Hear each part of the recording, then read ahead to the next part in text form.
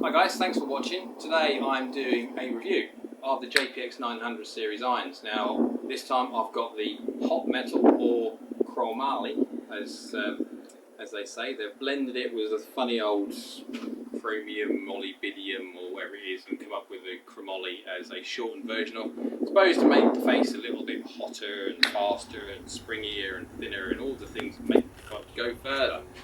Do they? We will see.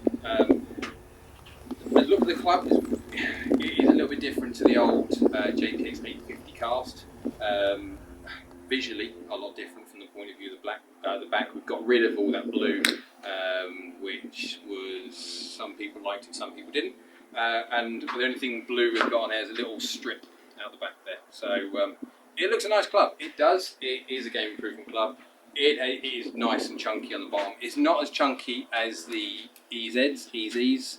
I would say from the point of view of the sole thickness is, excuse me, it's very similar to the EZ Forged, but slightly thinner. I'd have to go get the 850, the old 850s, just to see what they are in comparison to sole thickness, but there's not much in it.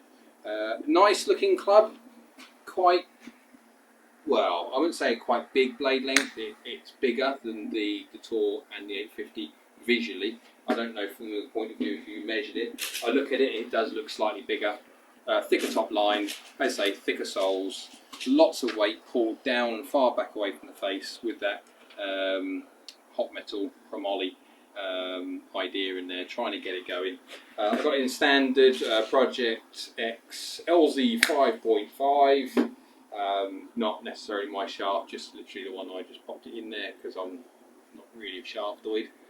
But yeah, down by the ball, it's same as the rest of the range. It's not chromed, it's that kind of satin look, which does look quite nice, I must admit. Again, the finishing on the back from the point of view of how they write in the hot metal and the Mizuno, the running bird, attention to detail, is typical Mizuno. Right, let's give it a hit.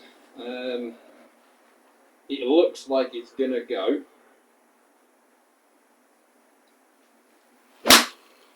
Oh god, that's gone up. Yeah, that's up. Now that was a fraction heavy. That was a groove heavy, but still is gone. I mean, I'm using range balls here, but that's still, considering that was slightly heavy, not bad at all. Oh, that's gone. Look how high that goes. Yeah, so I mean these are range balls, so they don't fly like normal balls. They're 10-15% restricted flight, but how they get that restriction is by they spin more and they launch lower. So if you do the test between these and a normal ball, you'll see the difference. But even so, it goes up. It is really, really high. Oh my word, that is high. I can't stop hitting it. I'll tell you what, I'd be hitting this all day long just to see how high it goes. It is, I mean, they're not far from target. They're nearly basically at target. They're just up.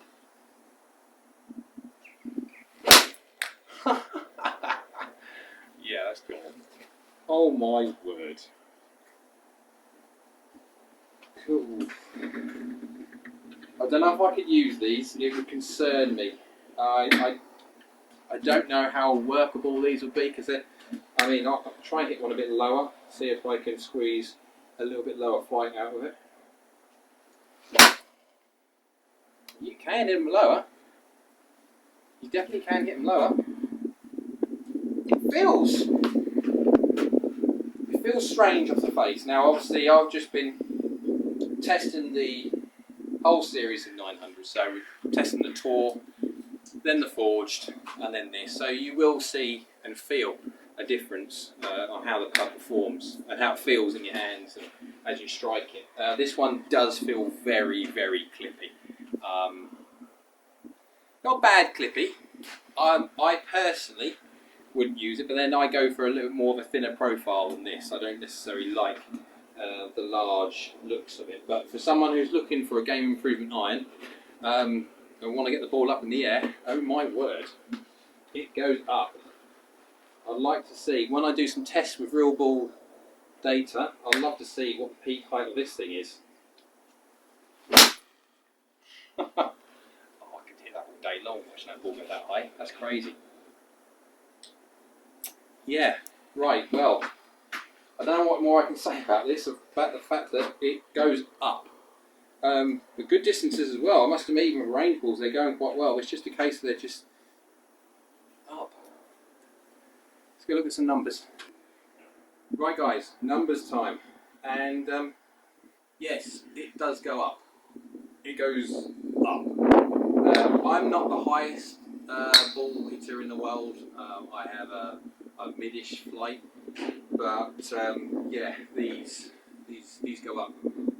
Looking at the distances, it's strange, you see, because I was expecting how that club is manufactured and marketed to just go, that it was going to go quite a distance further, even though the lofts are exactly the same. The centre of gravity has changed a little bit from the 854, and I was expecting it to at least have a little bit of a difference in distance, but in actual fact, within reason, they're the same. So, I mean, if you remember, if you watched my 900 Forge video, we had those two which went quite a bit longer than the rest, but apart from that, they're the same. What difference is they go up. They really do. I mean, I'm getting an average of 36 peak height. Well, that for me is mental. I mean, I've got up here a couple up there in the 38s. Dear me, yeah, that is really, really high. I mean, it's still got a half decent descent angle as well.